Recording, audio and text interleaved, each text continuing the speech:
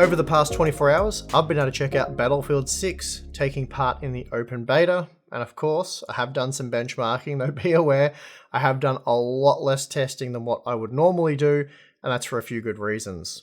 Firstly, probably first and foremost, is that the game's still in the beta phase.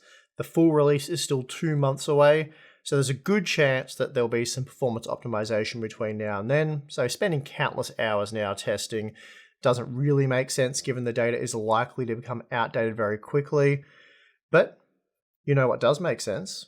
Today's sponsor spot is brought to you by Thermal Grizzly and their new Duranaut High Performance Thermal Paste. Duranaut offers extreme long-term stability combined with outstanding thermal conductivity, and this has been achieved through a specially engineered silicon oil combined with aluminium microparticles and zinc oxide nanoparticles of various shapes. Duranaut isn't electrically conductive and won't harden over time. For best performance, you'll want to apply a very thin layer, and to help with this, included is the TG Spatula Pro. The spatula's revised design allows for increased pressure during application, making it easy to spread a thin, even layer of Duranaut. So for more information, please check the link in the video description.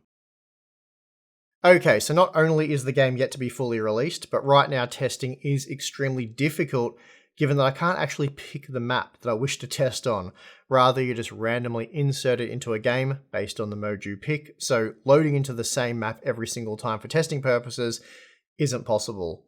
Also, just a side note, all the testing featured in this video is based on the Conquest mode. To help get around the random nature of the open beta, I'm testing 2 hardware configurations at a time in the exact same match, at the exact same time. So this is the most apples to apples way you could possibly test a multiplayer-based game. But please keep in mind, the testing is very limited. This isn't a normal benchmark video from us for the reasons I've already explained. And also, the game was extremely difficult. Actually, it was impossible for me to get into for the first few hours of release. And even now, sometimes when I exit, I have to wait quite a few minutes before I can queue back into the game, which makes the testing all the more difficult. And another reason why I don't want to spend more of my weekend testing the game. So keeping that in mind, let's go over what I've managed to capture. Finally, please note the AM5 CPUs were tested with DDR5 6000 CL30 memory, and the Core Ultra 7 265K with CU-DIMM DDR5 8200 CL40 memory. Okay, let's get into it. To start things off, let's take a look at how the 9800X3D performs when paired with an RTX 5090 at 4K using the ultra quality settings.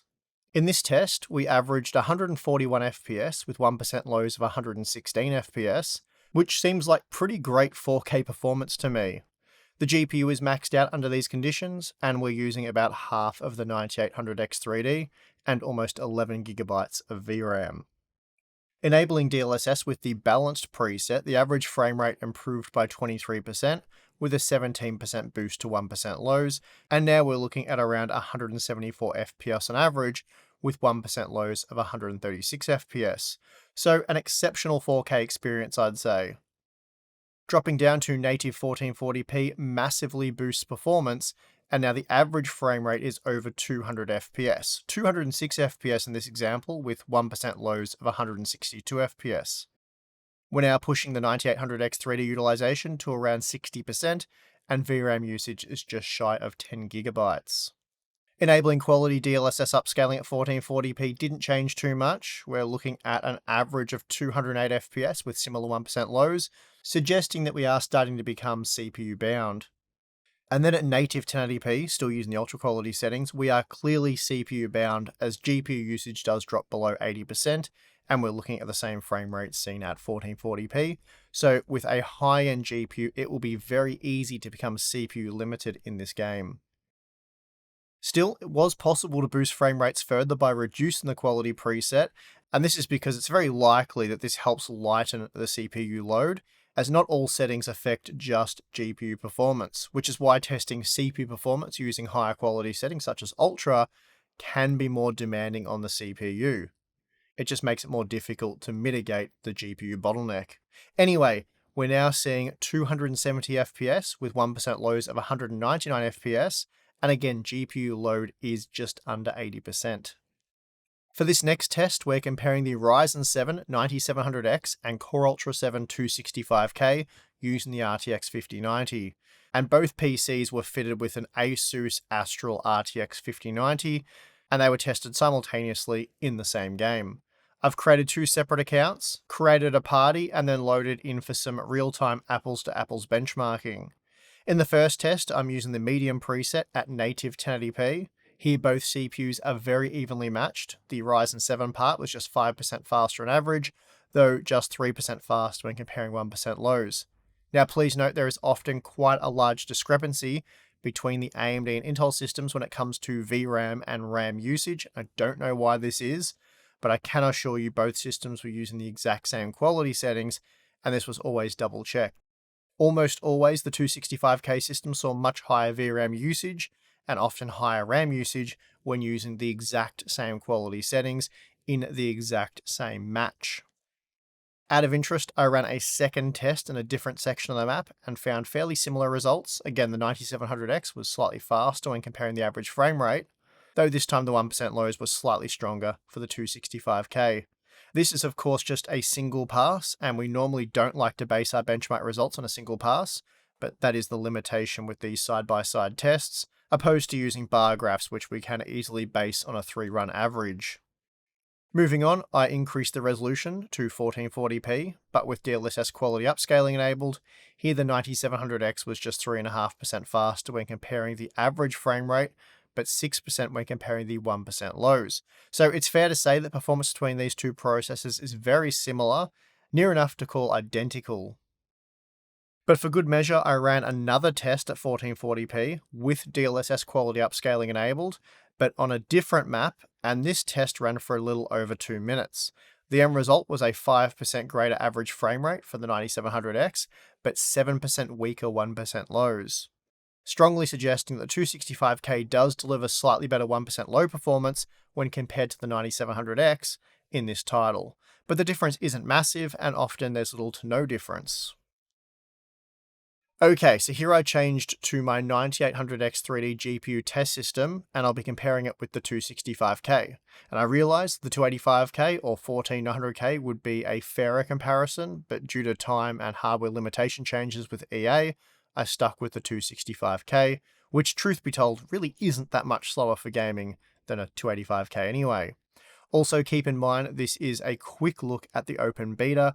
We will have an in-depth benchmark video once the game is actually released, which should allow me to pick the map that I want to load into, as right now it's a little difficult to do the testing we really want to do given we have no control over those variables. Also, with the 265K and 9700X being so evenly matched, this will give you a really good idea of how much faster the 9800X 3D is than the 9700X. And this first benchmark pass saw the 9800X 3D delivering 44% stronger average frame rate performance when compared to the 265K, with 30% greater 1% lows. So needless to say, the 9800X 3D is considerably faster in this game, and will likely be much faster than anything Intel has to offer right now. Switching to an entirely different map, I ran the test again, and in this example, the 9800X 3D was 48% faster on average, with 35% greater 1% lows. So not only is the X3D part crushing the 265K, but it will also do the same to the 9700X. Then for a third test on another new map, we find that the 9800X 3D boosted the average frame rate by 47%, with 37% greater 1% low performance.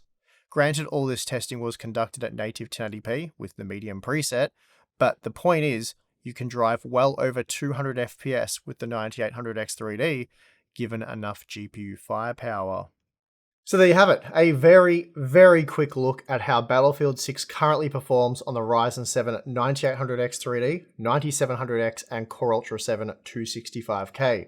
Generally speaking, performance was excellent, though of course we were using an RTX 5090 in an attempt to minimize the GPU bottleneck, so you'd expect good performance. Still, it was nice to see frame rates over 200 FPS at 1440p using either the 9700X or 265K. As you might expect in typical Battlefield fashion, the game is very CPU demanding, and while I'm yet to test more entry-level to mainstream CPUs, I expect performance will fall away quite considerably compared to what we've seen with the 3 CPUs tested here. For now, I will wait until the game's released before I do any real GPU testing, but it looks like you'll be able to achieve acceptable frame rates with fairly modest hardware, if you're willing to downgrade the visuals of course, which I feel is easy to do in a competitive shooter, and the game does look reasonably good even on the low settings. Anyway, that is going to do it for this very brief look at Battlefield 6 CPU performance. It certainly looks like a game that will be able to take advantage of those X3D processors, and of course, as I've said, you can expect a detailed CPU benchmark and probably a GPU benchmark from us once the game is finally released. For now though, that is going to do it for this video. If you liked it, you know what to do. Subscribe for more content. As I said, in a few months we will have the game and we'll be able to provide a lot more detailed benchmark content for you. In the meantime, there's the join button or Patreon. Signing up to either one of those will give you access to more Hardware Unboxed goodness. We have an exclusive Discord server, monthly live streams, Q&A stuff, and behind the scenes content. So check that out if you're interested. But if not, that's perfectly fine. And I would like to thank you for watching this video. I'm your host, Steve. See you again next time.